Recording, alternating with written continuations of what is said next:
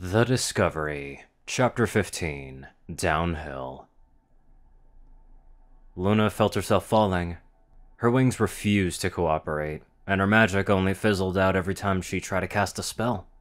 She couldn't see anything other than black, and her ears rang incessantly.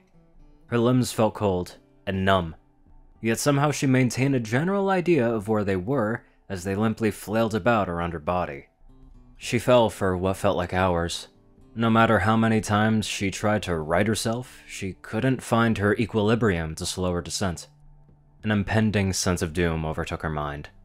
A cold shiver forced its way down her spine, and she couldn't help but feel the ground quickly approaching.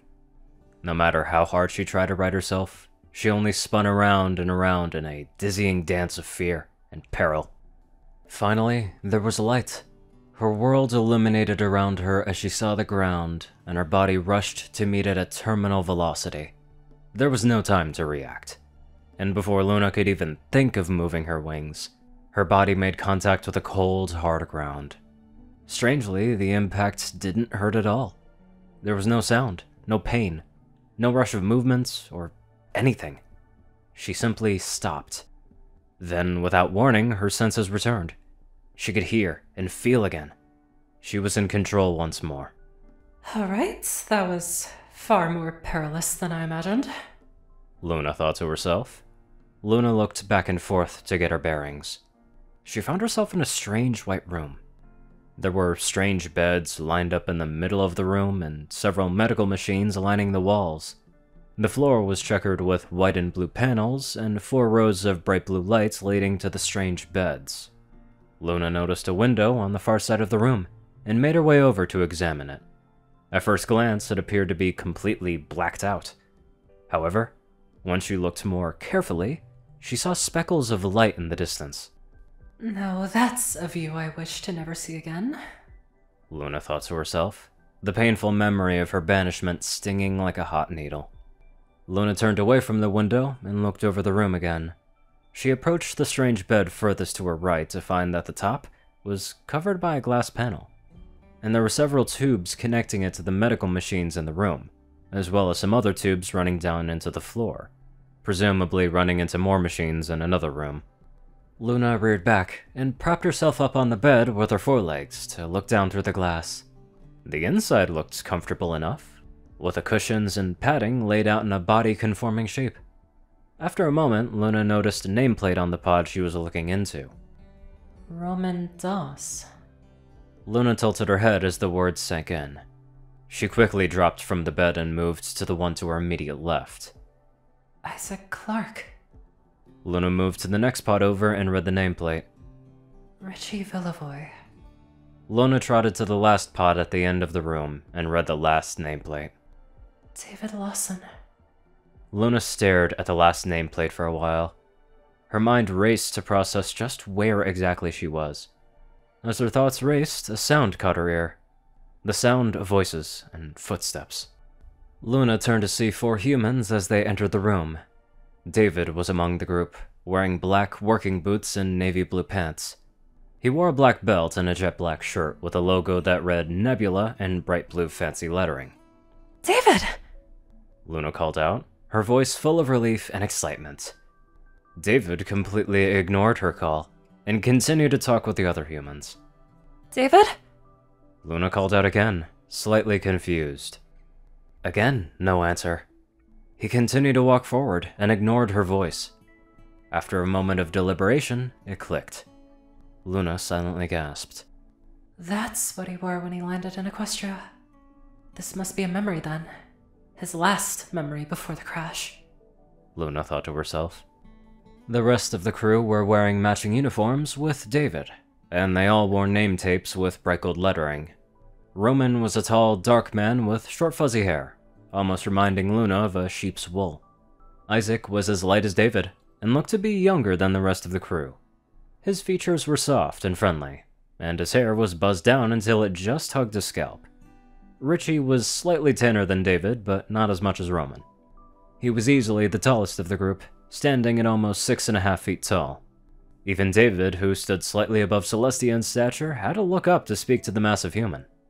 He looked older than everyone, and had a small stubble on his chin. He had a certain stride about him that seemed to convey an air of utter confidence, as if he knew everything would be okay, no matter what. As David and his friends made their way towards the strange beds, they conversed as if nothing was out of the ordinary. "So, Roman, when we get back to Earth, are you gonna stay? Or are you gonna re-up for another trip?" Isaac asked. "Hell no. I've already got enough money saved to last me the rest of my life. Besides, I want to live on a developed planet, thank you," Roman replied, his deep voice reverberating off the walls. "Well, yeah, but it's gonna be another 200 years at the very least before we come back to Horizon 5. You think they won't have the rest of the planet colonized by then?" Isaac pressed. Isaac, if they have the whole planet colonized in 200 years, then there would be no point in moving there. It'd just be another Earth. Crowded and ugly. We just witnessed the last open air and ocean we're ever gonna see. Richie chastised. That doesn't even make any sense, man.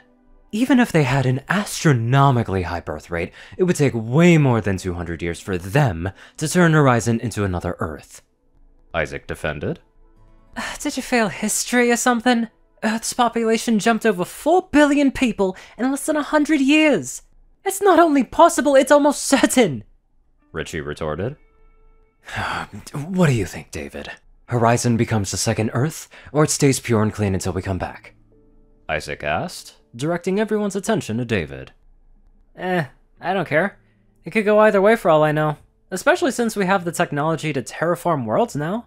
It doesn't really matter to me. By the time I settle down, we'll probably be landing on a whole new planet.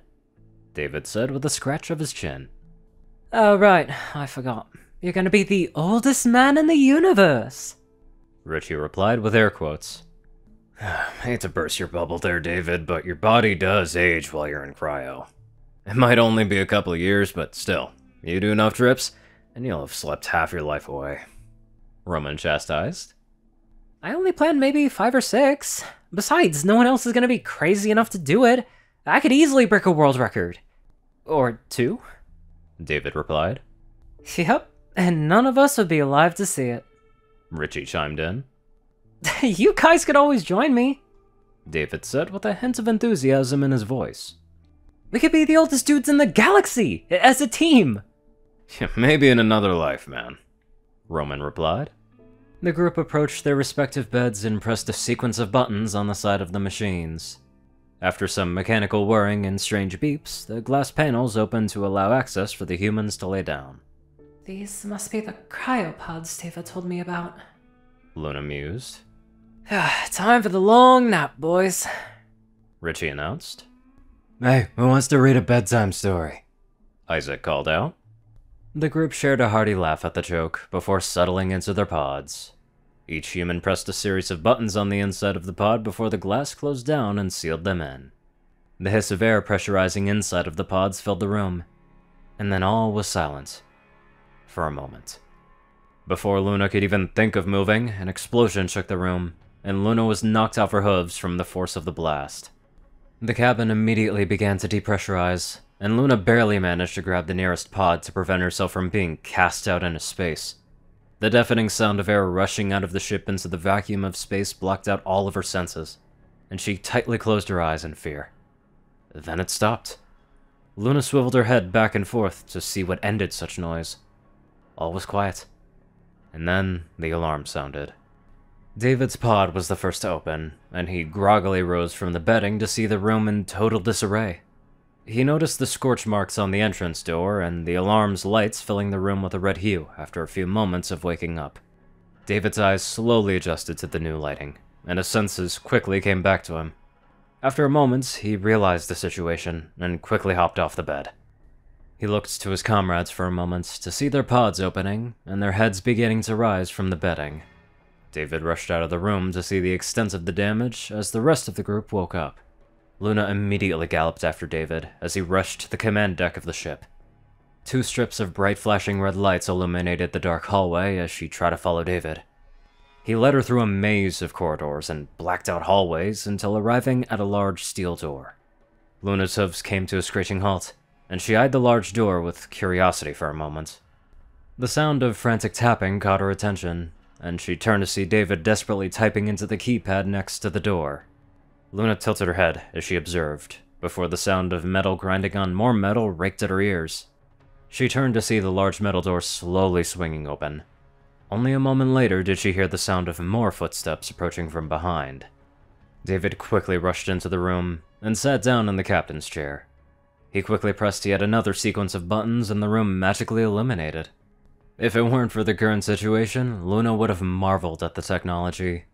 However, her attention was drawn to the screen David was frantically tapping and swiping on. After a few seconds of swiping, David came to what appeared to be a blueprint of the ship, and he quickly mashed more buttons, changing the angle of the ship several times over. This is a bit of a stretch, but it kinda reminds me of Mass Effect. Anywho, let's get on to our intense donators. Top donators are 630, BadassWaffle, Only One Thing, Ceru, Orion, IronSky, and Jessie Smith. Matchpick 109, JockeTF, Darkside Raiden, Narwhals, Black Moon, Our Pastel, Sky, Sauce, and Rollins, Stu, Hexor, Brother Marjo, Omicron, Library, Runeside 9852, Will, Chris, Twinkie, Rise, Old Shadowman, Luigi 88, Chancer Crust, Big Smoke 369, Bobcat, GGF, Murder Princess, and many more amazing people. Thank you all so much for watching this video and live life to the fullest.